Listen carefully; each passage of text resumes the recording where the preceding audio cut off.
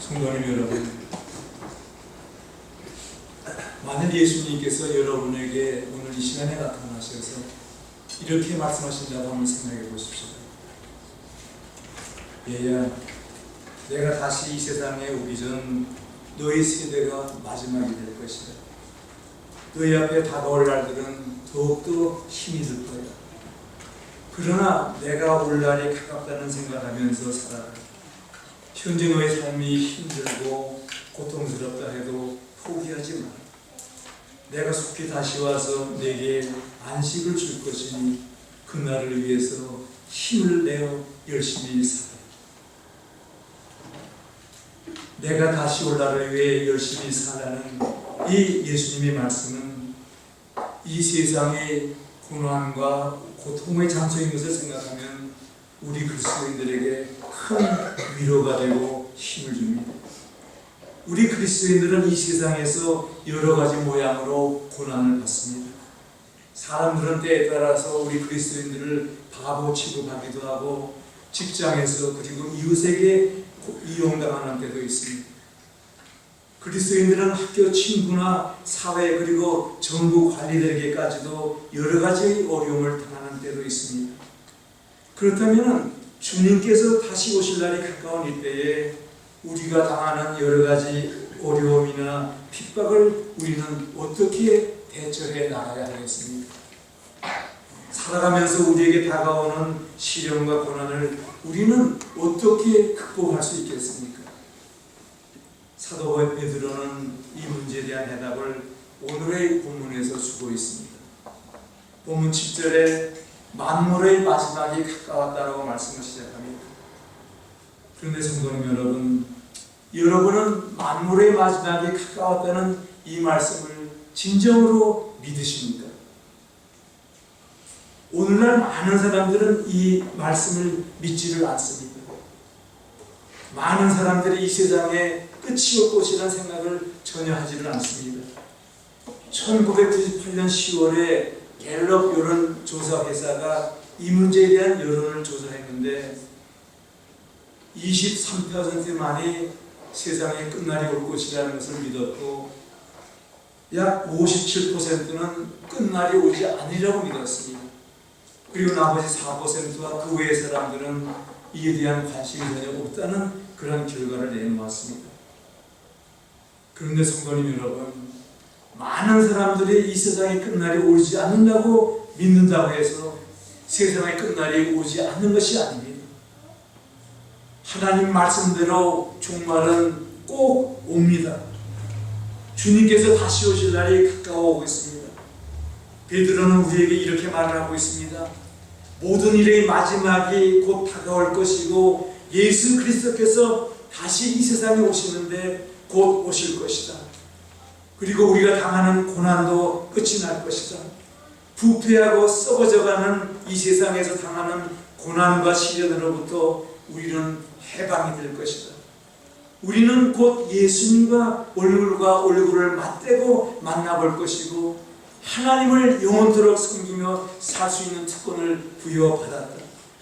그러니 용기를 잃지 말고 선한 청지기같이 살라고 베드로는 오늘의 본문을 통해서 알려주고 있습니다.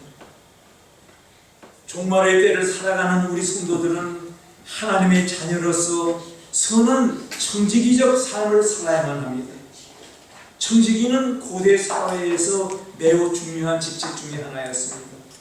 청지기는 멋은 곧 노예였지만 주인의 재산이 그의 손에 달려 있었습니다. 자기가 관리하는 모든 재산들이 자기의 것이 아니라 주인에게 속해 있다는 것을 잘 알고 있었습니다. 청지기가 하는 모든 일은 주인에게 보고를 해야 했고 청지기는 주인의 이익을 위해서 항상 일을 해야만 했습니다. 우리 그리스도인들은 하나님을 주인으로 모시는 이러한 청지기들입니다. 하나님의 모습들입니다. 그래서 우리는 이러한 마음으로 살아야 한다는 것입니다. 그러면 오늘의 본문을 중심으로 오실 주님을 기다리면서 선한 청지기로 사는 삶이 어떤 것인가를 우리 함께 알아보십시오. 첫째로 선한 청지기는 깨어서 기도하는 것이라고 말씀합니다. 본문 7절에 이렇게 말씀합니다. 우리 같이 읽겠습니다. We're gonna read this verse together. 만물의 마지막이 가까이 왔으니 그러므로 너희는 정신을 차리고 근신하여 기도하라. 역사의 종점, 세상의 마지막 때를 살아가는 우리가 승리하는 삶을 살기 위해서는 기도해야만 합니다. 여기에 정신을 차린다는 말은 술 취하지 않고 맑은 정신을 가지고 경계하면서 항상 깨어있다는 뜻이 있습니다. 우리 마음을 침체하게 하고 절제하면서 항상 모든 일을 살펴야만 합니다. 독성이 있는 술 같은 음료수를 마시지 말아야 하고 마약을 해서도 안 됩니다. 우리 마음을 혼미하게 하거나 어지럽게 하고 둔하게 만드는 어떤 음식도 음료수도 먹어서는 안 됩니다. 세상의 마지막이 가까웠기 때문에 우리는 항상 깨어 있어야 하고 우리는 살펴야만 합니다. 우리는 모든 일을 할 때마다 기도하고 해야 합니다. 그런데 술을 마시거나 나쁜 것을 먹어 우리 마음이 둔해지고 또 어지러워지면은 기도할 수도 없고 어떤 것이 하나님의 뜻인지 알 수가 없습니다. 우리 예수님을 믿는 사람들은 마음을 놓지 말고 모든 일에 조심을 해야만 합니다. 우리는 졸아서도 안 되고 게으름을 피워서도 안 되고 이리저리 방황해서도 안 됩니다. 일상생활 하는 가운데서도 우리는 늘 기도하는 마음을 가지고 살아야만 합니다. 삶의 모든 영역에서 우리는 하나님을 인정하고 하나님께 기도드려서 그 도움을 구해야만 하는 것입니다. 바로 이것이 본문에서 말씀하는 정신을 차리고 근신하여 기도하는 것입니다. 도시의 성벽을 지키는 파수꾼처럼 우리 그리스도인들은 깨어서 기도해야만 합니다. 나 자신을 위해 기도해야 하고 그리고 내 이웃을 위해서 기도해야 됩니다. 또한 우리가 섬기는 주사람 교회를 위해서 우리는 함께 기도해야만 합니다.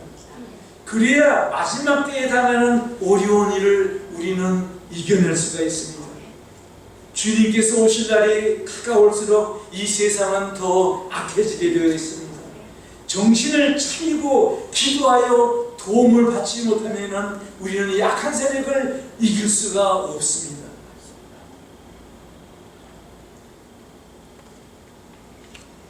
(1940년경) 여기 지도를 보시면 여러분 잘 아시는 대로 가운데 큰 섬이 호주입니다.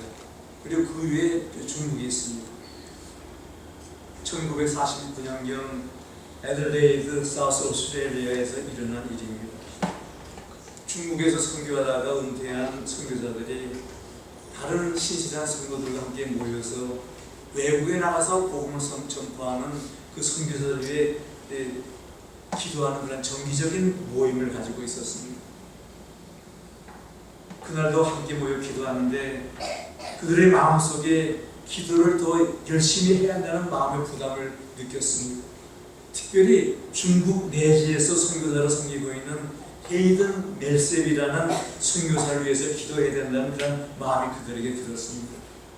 그래서 그날 기도하게 모인 사람들은 다른 일 다 제쳐놓고 선교사 헤이든 멜셉만을 위해서 기도하기로 했습니다. 그들은 마음의 평안이 올 때까지 열심히 기도를 했습니다. 그 후 몇 년이 지난 다음 중국에서 선교하던 그 헤이든 멜셉 선교사가 호주에 그 선교 보고를 하기 위해서 왔습니다. 그때 함께 기도했던 그 선교사 중에 한 사람이 헤이든 멜셉에게 묻습니다. 그 기도했던 그날 그 즈음에 그 헤이든 선교사에게 어떤 일이 있었느냐고 물었습니다. 그때 헤이든 선교사는 이렇게 대답을 했다고 합니다. 중국 공산당원들이 헤이든 선교사와 다른 두 선교사를 향해서 총을 겨누고 있었고 그들은 마당의 벽에 기대어 서 있었다는 그런 사실을 알게 되었습니다. 지휘관이 총을 쏘려고 겨누고 있는 군인들에게 총을 쏘라는 명령을 하려는 그 순간 갑자기 마당문이 열리면서 중국의 고위 간부가 급히 달려 들어왔습니다. 거기에 있던 공산당원들이 선교사들 향해서 총을 쏘려고 하는, 즉시 총을 쏘려고 하는 그것을 보고는 이 중국 고위 간부는 급한 마음으로 쏘지마! 라고 소리를 질렀습니다. 그리고는 이런 선교사에게 다가가 어깨에 손을 얹고 그를 데리고 안전한 곳으로 갔다는 그런 이야기를 전해주었습니다. 여기 호주에서 중국까지 거리는 약 4,628마일입니다. 뉴욕에서 로스앤젤레스까지 거리는 2,448마일입니다. 거의 그 호주에서 중국까지 거리는 이 뉴욕에서 로스앤젤레스까지 거리 약 2배가 됩니다. 기도는 우리가 지금 사용하고 있는 셀폰처럼 인공위성이나 송신탑의 도움이 없이도 이렇게 멀리까지 퍼져 나가는 것입니다. 기도는 이처럼 큰 능력이 있습니다. 그래서 우리는 기도를 해야만 하는 것입니다. 성도님 여러분, 지금 이 순간에도 누군가가 성도님 여러분과 저의 기도를 필요로 하고 있습니다. 만물의 마지막이 가까웠기 때문에, 주님이 오실 날이 가까웠기 때문에 우리는 선한 청지기같이 우리가 섬기는 주사랑 교회를 위해서, 또 내 이웃을 위해서, 내 가족을 위해, 그리고 나를 위해서 기도하라고 베드로는 말씀합니다. 이것이 선한 청지기로서 사는 삶입니다. 두 번째로, 만물의 마지막에 가까울 때에 우리는 선한 청지기로서 열심히 서로 사랑하면서 살라고 말씀하고 있습니다. 8절에서 이렇게 말씀합니다. 우리 같이 읽겠습니다. We're going to read this verse together. 무엇보다도 뜨겁게 서로 사랑하시니 사랑은 거룩한 죄를 덮느니라. 서로 대접하기를 원망합시다. 우리는 열심을 내어 서로 사랑해야 합니다. 여기에 열심으로라는 이 말은 운동 경기에서 사용되는 단어입니다. 그 뜻은 잡아당기고 느린다라는 그런 뜻이 있습니다. 운동선수가 시합을 할 때에 있는 힘을 다해서 잡아당기고 또 애쓰는 그러한 모습입니다. 주 안에 있는 형제나 자매를 형식적으로가 아니라 끓어오르고 불타는 뜨거운 마음으로 행동을 수반하는 그러한 아가페적인 사랑으로 우리는 사랑해야 한다는 말씀입니다. 이런 열심으로 주사랑교회에 속해 있는 주님을 섬기는 우리들은 서로 사랑해야 합니다. 우리가 서로 사랑하지 않는다면 누가 우리를 사랑해 주겠습니까? 그리스도인들은 이처럼 열렬한 마음으로 최고의 사랑을 해야만 됩니다. 열심으로 사랑하는 일은 어느 일보다도 앞서는 일입니다. 열렬한 사랑은 그리스도인들의 가장 중요한 의미입니다. 사랑하기 위해서 우리는 모든 힘을 다해 노력을 해야만 합니다. 요한복음 13장에서 예수님께서 이렇게 말씀하십니다. 같이 읽겠습니다. We're gonna read this verse together. 새 계명을 주노니 서로 사랑하라. 내가 너희를 사랑한 것 같이 너희도 서로 사랑하라. 너희가 서로 사랑하면 이로써 모든 사람이 너희가 내 제자인 줄 압니다. 이 말은 다른 사람들이 나에게 상처를 주고 배신하고 핍박하고 반대하고 놀리고 우리에 대해 나쁘게 이야기한다 할지라도 사랑하라는 말씀입니다. 사랑하는 것은 우리 그리스도인들이 해야 할 의무입니다. 서로 사랑함으로써 우리가 하나님의 선한 청지기인 것을 세상에 알려주는 것입니다. 서로 사랑하는 것은 예수님께서 우리에게 주신 새 계명이라고 말씀하지 않습니까? 새로운 명령입니다. 이처럼 우리가 열심으로 사랑할 때 놀라운 일이 일어납니다. 허다한 죄를 가려진다고 말씀합니다. 무슨 뜻입니까? 이 말은 우리가 사랑할 때에 우리는 미워하지 않게 되고 맞서지 않게 되고 죄를 짓지 않게 된다는 것입니다. 우리가 열심으로 사랑할 때 우리에게 잘못을 한 사람이라 해도 용서하지 않을 수 없게 되고 보복하지 않습니다. 우리의 마음이 사랑으로 가득 찰 때에 우리는 상대방을 불쌍히 여기는 마음으로 보게 되고 용서하는 마음으로 그 사람을 감싸주게 됩니다. 그렇게 사랑하며 살아갈 때 우리는 다시 오시는 주님을 맞을 준비를 하면서 사는 것입니다. 그렇게 사랑하며 살아갈 때 다시 오시는 주님께서 우리 그러한 마음을, 아픈 마음을 아시고 우리를 감싸시고 또 위로해 주십니다. 베드로는 다시 오실 주님을 기다리면서 열심히 서로 사랑하라고 말씀하고 있습니다. 세 번째로 주님 오실 날이 가까운 이 역사의 정점에서 우리는 청지기로서 어떻게 살아야 하겠습니까? 사도 베드로는 우리가 받은 은사를 사용해서 서로 섬겨야 한다고 말씀합니다. 여기 본문 10절에 이렇게 말씀합니다.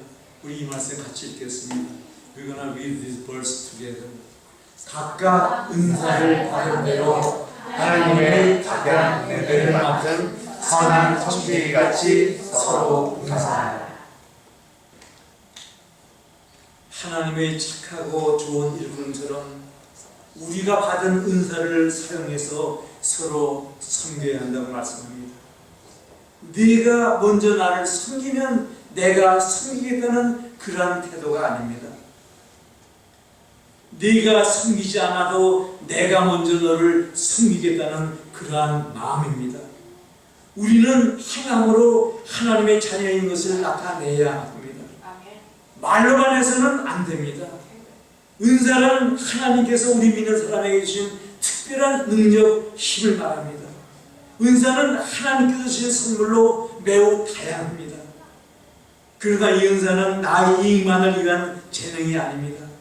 이 은사는 주님의 몸된 교회를 세우기 위한 것입니다. 우리 모두는 하나님 나라를 섬기는 데 필요한 특별한 능력, 즉 은사를 다 받았습니다.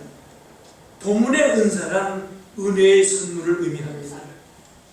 은사는 성령의 역사로 믿는 사람들에게 주어진 선물입니다.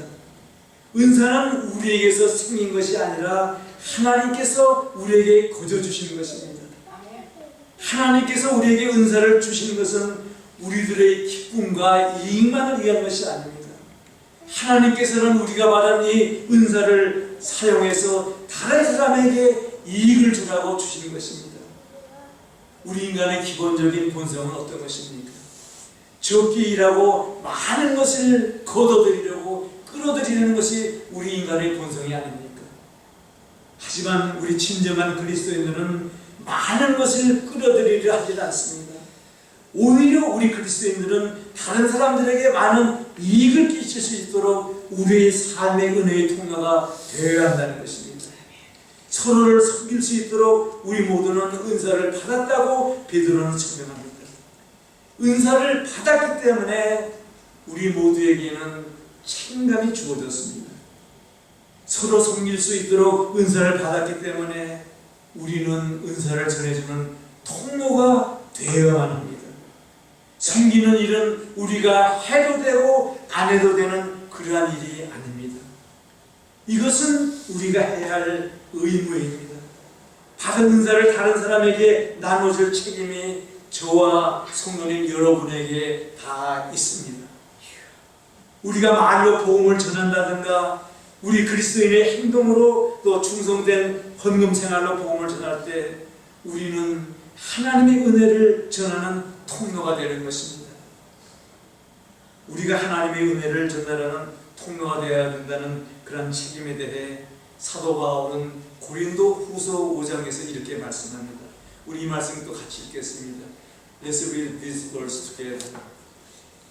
그리스도 안에서 세상을 자기와 화해시키시고 사람들의 죄를 그들에게 돌리지 않으셨으며 화해의 말씀을 우리에게 맡기셨습니다. 그러므로 우리는 그리스도의 전권 대사입니다. 하나님께서는 우리를 통해 여러분에게 말씀하고 계시는 것입니다. 은사를 받은 우리의 손에는 매우 중요한 책임이 들려져 있습니다. 그리스도의 전권 대사가 되어서 하나님을 대신해서 그 받은 은사를 나누어 주어야 한다는 것입니다. 내가 받은 은사는 나 외에는 아무도 사용할 수가 없습니다. 내가 받은 은사를 사용해서 하나님을 섬길 수 있는 일은 나만이 할 수가 있습니다. 내가 받은 은사를 내가 사용하지 않으면 그 은사는 그대로 묻히게 되고 힘을 잃게 되고 아무 쓸모가 없어집니다. 하나님께서 내게 주신 사명을 내가 이행하지 않으면 다른 사람이 내 사명을 대신 이행할 수가 없습니다.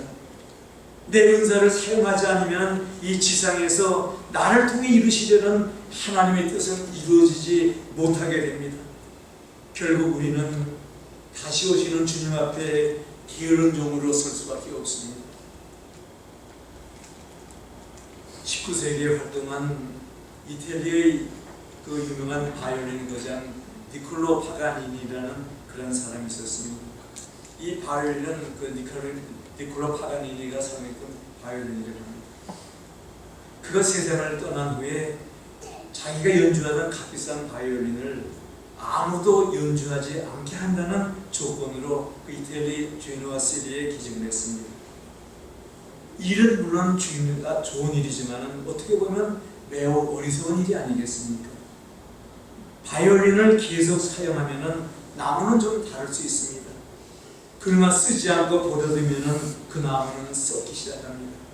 사랑스럽고 감미로운 소리를 내던 바이올린이라 해도 벌레가 먹고 소리를 제대로 내지 못하게 되면 그 바이올린은 아무런 쓸모가 없는 물건이 되어버립니다.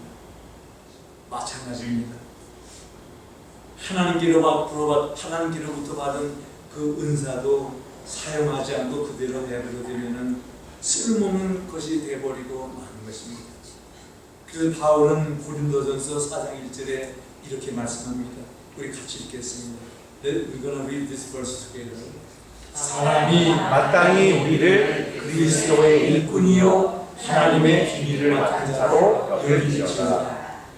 그리고 맡은 자들에게 구할 것은 충성이라. 충성된 마음으로 받은 은사를 사용해서 우리는 서로 섬겨야만 합니다.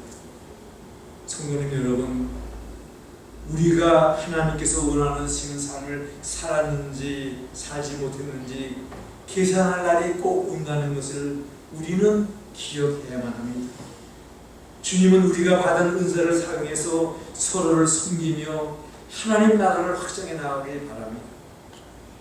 우리는 이 일을 이루어내야 하고 얼마나 충성스럽게 섬겼는가에 대해서 계산할 때가 오게 되어 있습니다.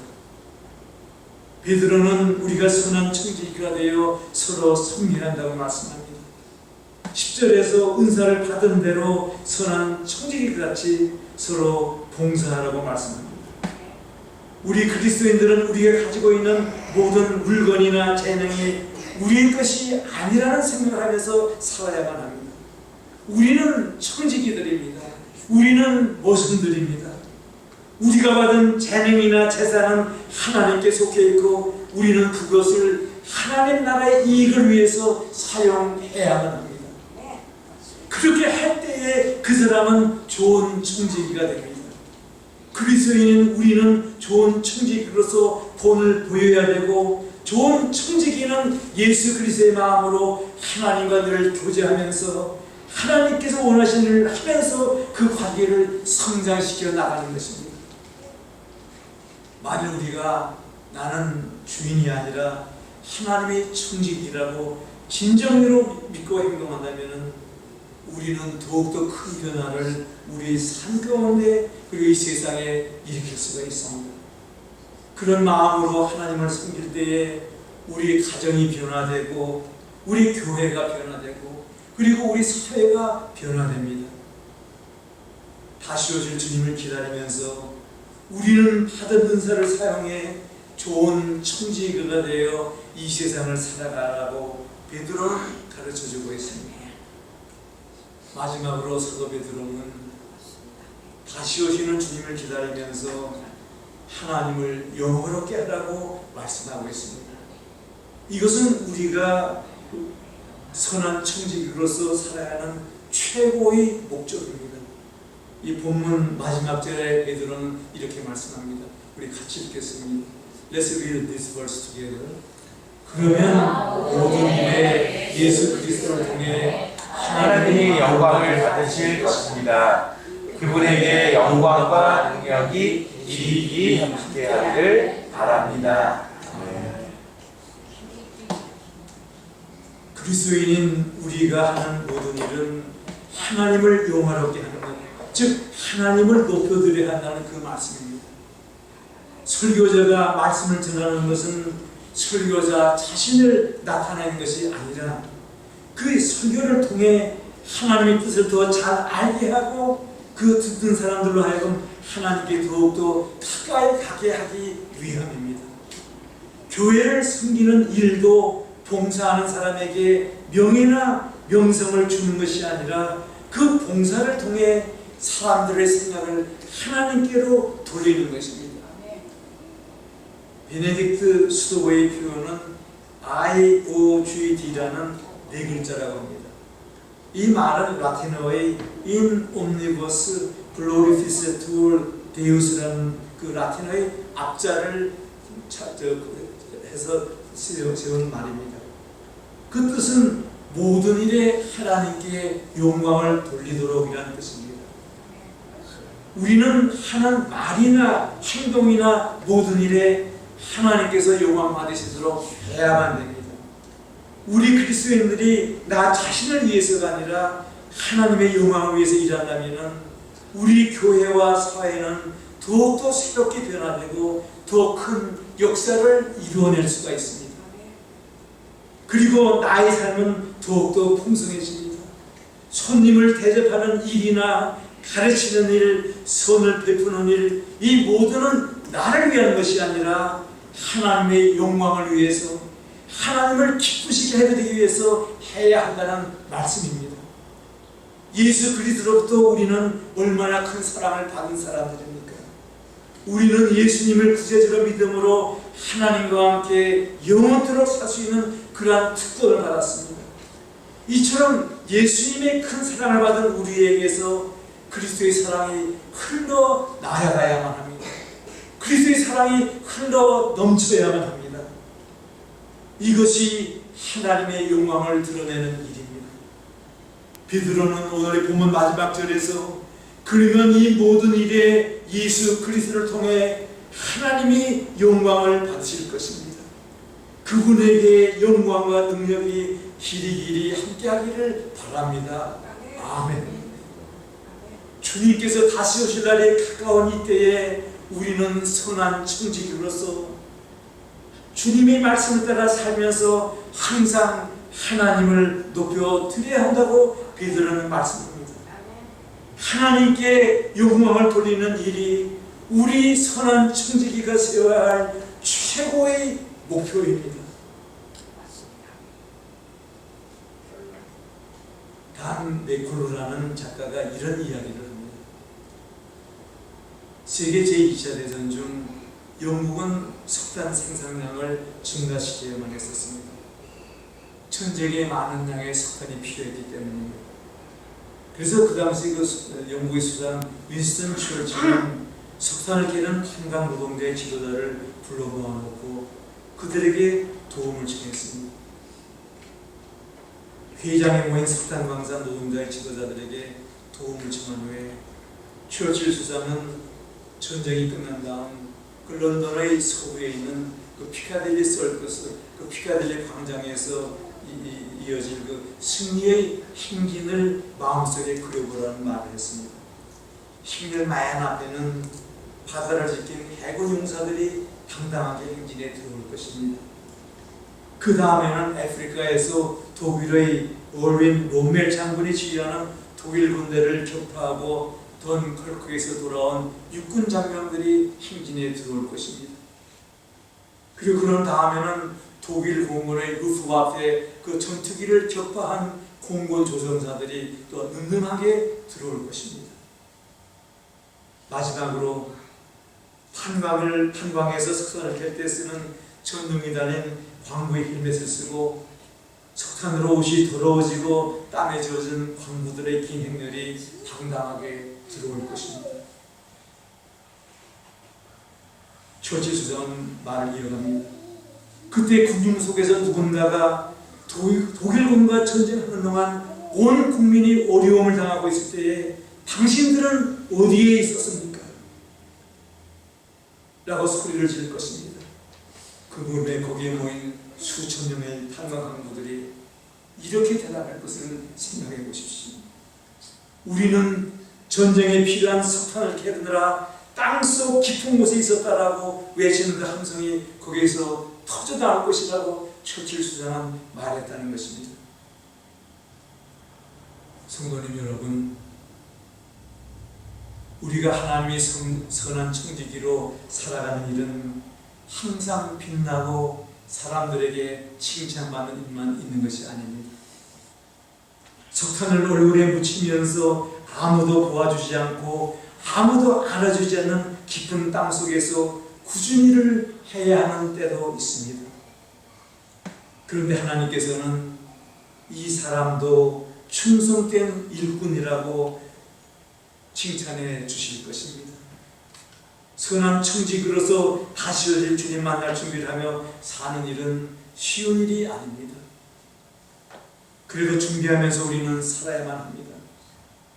성도님 여러분, 다시 오시는 예수님을 만나는 장면을 마음속에 한번 그려보십시오. 예수님께서 여러분에게 잘했다, 충성된 종아라고 말씀하는 그 때를 한번 상상해 보십시오. 베드로전서 1장 10절에 이렇게 말씀합니다. 이 말씀 우리 같이 읽겠습니다. Let's read this verse together. 너희 믿음이 예수 그리스도께서 나타나실 때에 칭찬과 영광과 존귀를 얻게 할 것입니다. 다시 오실 예수님 만날 그날을 바라보면서 우리는 주님을 위해서 어떤 힘든 일이라도 하면서 지금 당한 여러 가지 어려움을 우리는 얼마든지 이겨내면서 해낼 수 있지 않습니까? 성도님 여러분, 예수님께서 다시 오실 날이 점점 가까워오고 있습니다. 열심을 내어 힘을 내어 기도하십시다. 시야를 넓혀 아무 편견도 가지지 말고 서로 감싸고 사랑해 주십시다. 하나님께 받은 은사를 사용해서 좀 더 열심으로 섬기는 그러한 삶을 살아 하나님 나라를 확장하고 하나님의 은혜를 전하는 통로가 되어 하나님을 높여드리십시다. 성도님 여러분, 다시 오시는 예수님을 만날 준비를 하며 살다가 다시 오실 주님과 함께 영원토록 사는 우리 모두가 되십시다.